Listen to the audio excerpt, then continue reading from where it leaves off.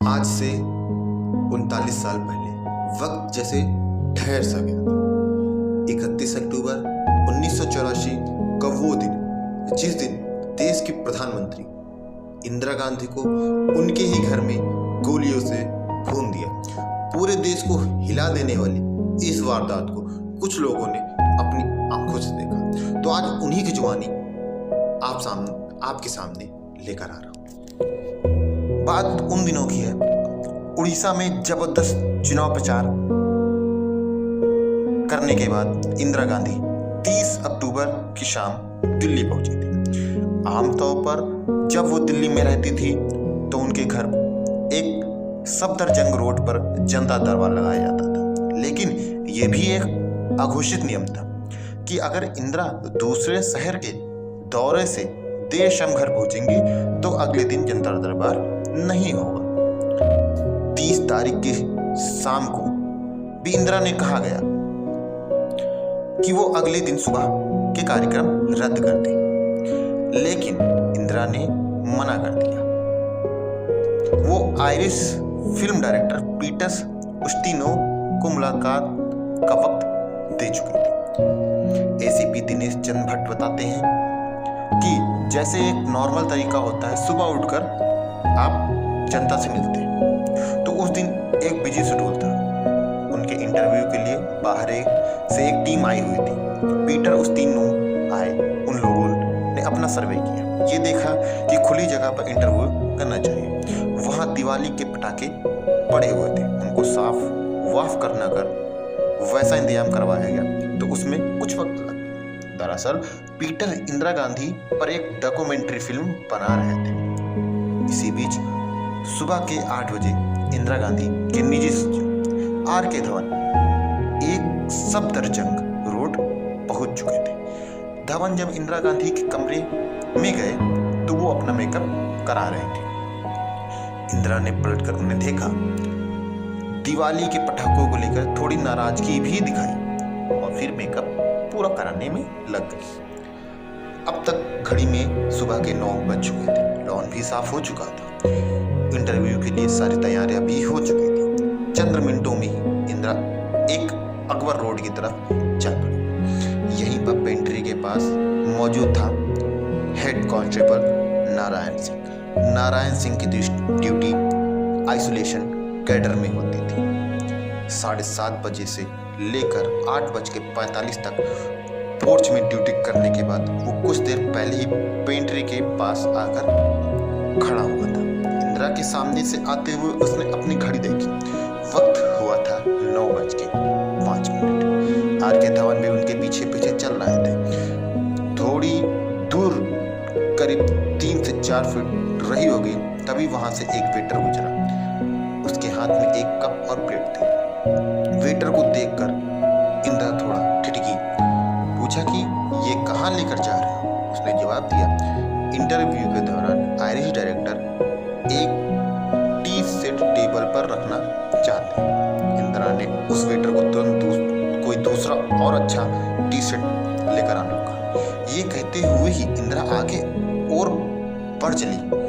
Duty पर तैनात head constable Narayan Singh के साथ छाता लेकर उनके साथ हो लिया। तेज कदमों से चलते हुए इंदिरा उस गेट से करीब 11 फीट दूर पहुंच गई थी, जो एक सफदरजंग रोड को एक अकबर रोड से जोड़ता। नारायण सिंह ने देखा कि गेट के पास एक इंस्पेक्टर बेअंत सिंह तैनात था। ठीक बगल में बने संतरी बूथ में कांस्टेबल सतवंत सिंह अपनी स्टेट गन के साथ मुस्तैद खड़ा था। आगे बढ़ते हुए इंदिरा गांधी संतरी बूथ के पास गुजरी। बेअंत और सतवंत को हाथ जोड़ते हुए इंदिरा ने खुद उनको नमस्ते कहा। उन्होंने क्या जवाब दिया, ये शायद किसी को नहीं पता था, लेकिन बेअंत सिंह ने अचानक अपनी दाईं तरफ से .384 की सरकारी रिवॉल्वर निकाली और इंदिरा गांधी पर एक गोली दाग दी। आसपास के लोग भौचक्के रह गए। सेकंड के अंतर में बेअंत सिंह ने 2 और गोलियां इंदिरा गांधी के पेट में उतार दी।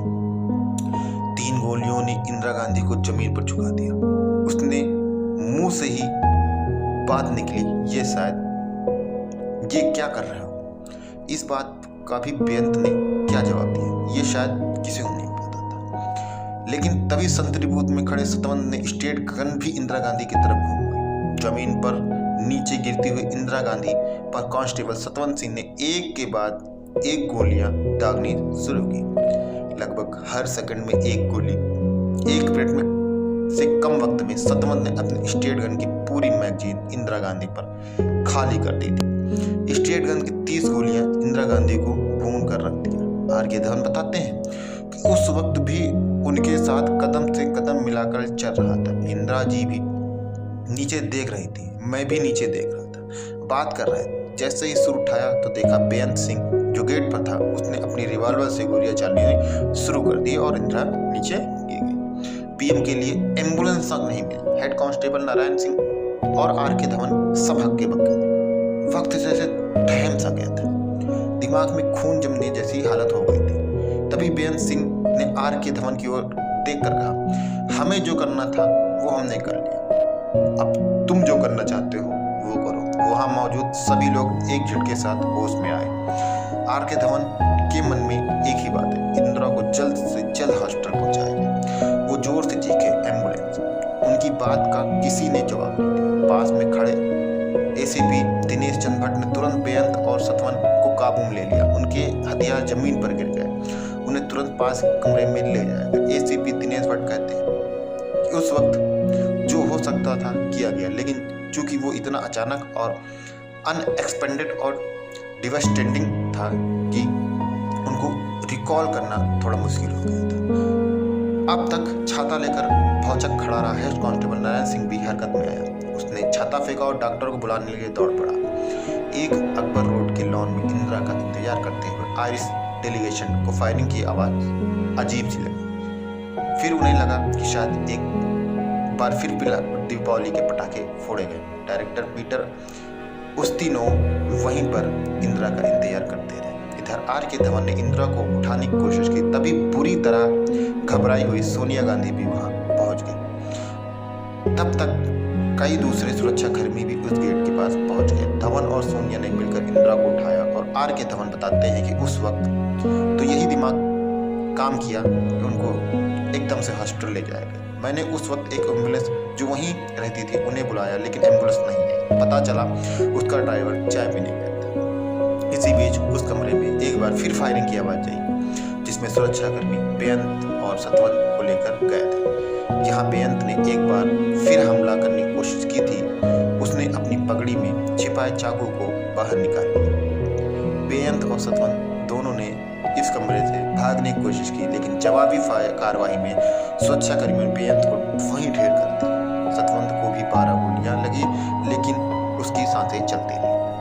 गोलियों पर शोर थमा तो एक और शोर शुरू हुआ, उस सफेद एम्बेसडर के स्टार्ट होने की आवाज, जिसमें इंदिरा गांधी को लिटाया गया था। सोनिया एकटक इंदिरा की तरफ देख रही थी। दूर खड़े आए इस फिल्म मेकर पीटर उस्तिनोव को कुछ समझ नहीं आ रहा कि क्या हुआ। सुरक्षाकर्मी तेजी के साथ एक तरफ से दूसरी तरफ भाग रहे थे। लॉन में हड़कंप मच गया था। पीटर उस्तिनोव ने एक इंटरव्यू में कहा, उस वक्त एक अकबर रोड पर चिड़िया और गिलहरियां भी अजीब बर्ताव कर रहे थे। 7 मिनट के अंतर पर 2 बार फायरिंग की आवाज के बावजूद कोई असर नहीं था।